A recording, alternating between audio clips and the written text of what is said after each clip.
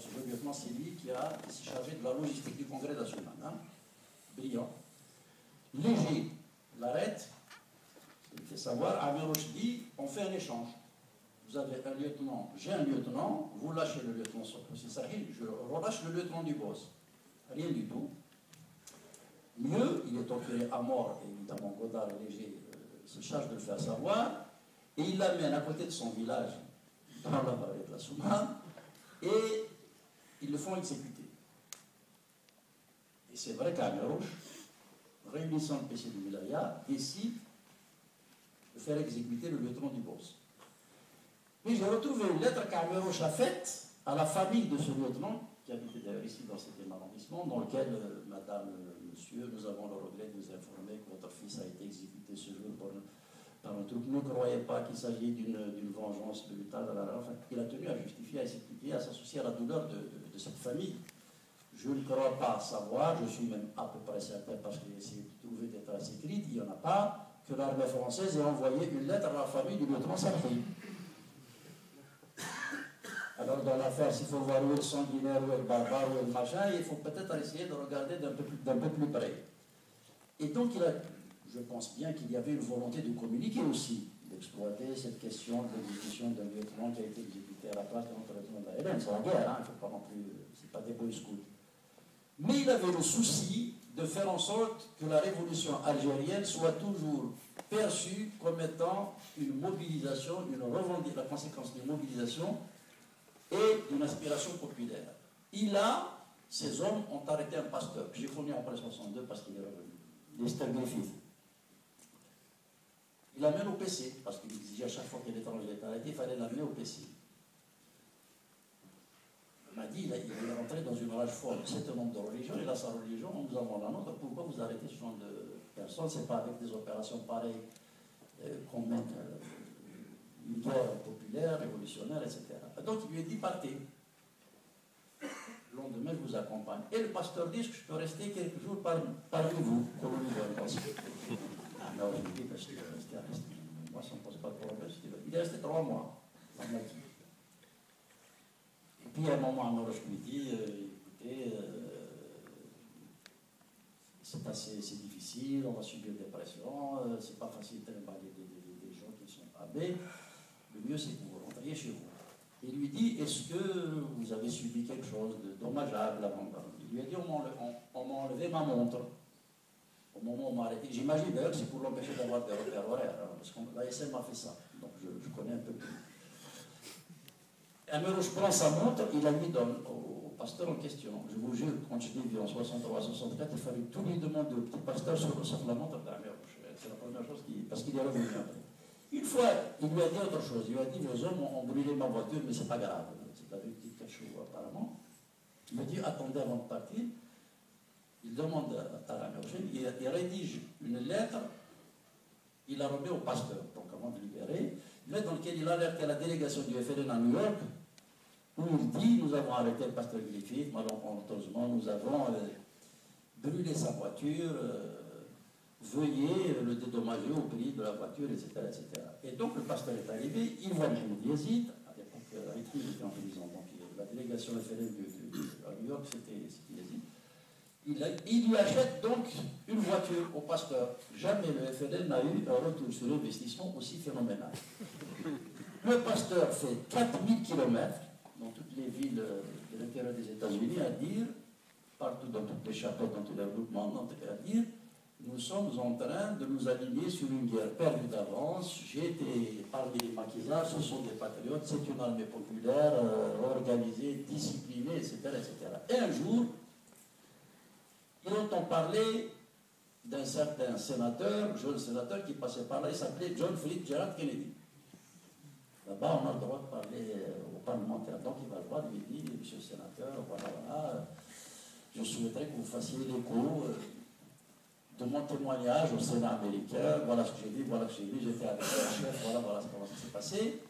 Et donc, Kennedy lui dit, on va se revoir 3 fois, et Kennedy a fini par être accompagné à la délégation du FLN à New York. Et c'est comme ça que l'intérêt de Kennedy, devenu président, a été apporté à la cause algérienne. Je pense d'ailleurs qu'il aurait pu avoir d'autres canaux. Mais c'est pour vous dire qu'il avait un sens, qu'Amir Roche avait un sens de la communication moderne, actuelle, que nous gagnerions à vraiment méditer. Alors ça répondait un peu, j'espère, à la question du docteur Tedoukhine. Oui, il avait vraiment le souci de la construction de la nation, de l'image qu'elle pouvait renvoyer à l'extérieur, mais je pense surtout, il avait un sens éthique de la responsabilité.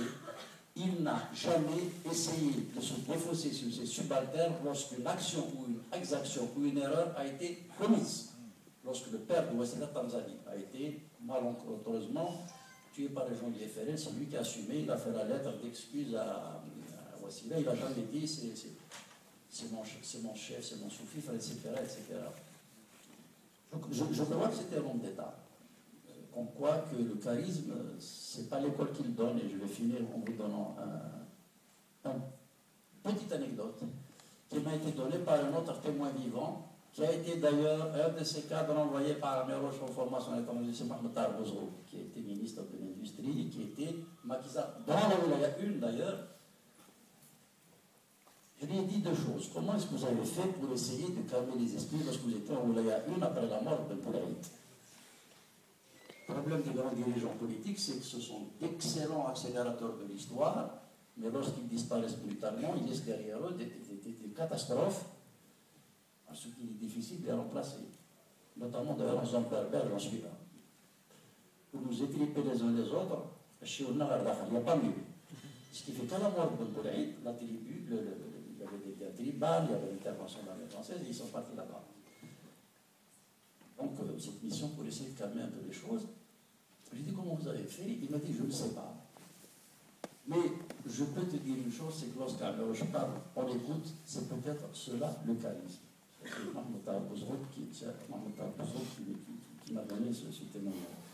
Je crois vraiment qu'il avait j'avais dit, pour plagier personne, une certaine idée de l'Algérie. Et si on a réussi à saloper une image aussi grandiose pour en faire une contre-légende, vous pouvez peut-être comprendre pourquoi on a fait d'un pays comme l'Algérie, qui était probablement promis à une des plus belles destinées dans le tiers-monde. Moi je dis que l'Algérie aurait pu être la Californie de la Méditerranée occidentale. Mais je comprends mieux quand on voit ce qu'on a fait d'Amir Roche, ce que le régime a fait de l'image d'Amir Roche, je comprends aussi pourquoi on a transformé l'Algérie en terrain vague, sur le plan économique, social, culturel, confessionnel et autres. Voilà. Voilà. On va reprendre une série de questions. Là devant Hassan, qui avait demandé la parole. L'idéal d'Amir-Rouge par rapport aux éléments que tout le monde connaît comme un petit peu. Oui, presque.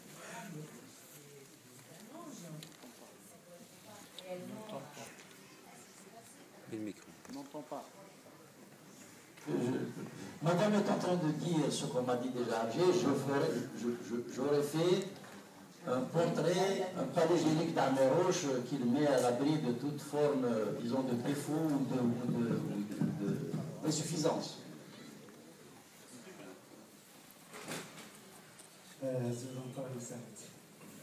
Merci d'être là parmi nous. Merci à Marie. Merci à la CB d'avoir organisé cette après-midi. Juste faire très brièvement trois petites remarques qui sont des remarques questions dans la salle. Vous n'entendez pas? Comme ça? Amir Roche, en Kabylie en tout cas, c'est la région que je connais le moins mal, de mon point de vue, depuis que j'étais tout jeune, a incarné un certain nombre de valeurs qui sont les valeurs de cette région, en tout cas les valeurs des régions. Ah, je vais changer de micro, merci.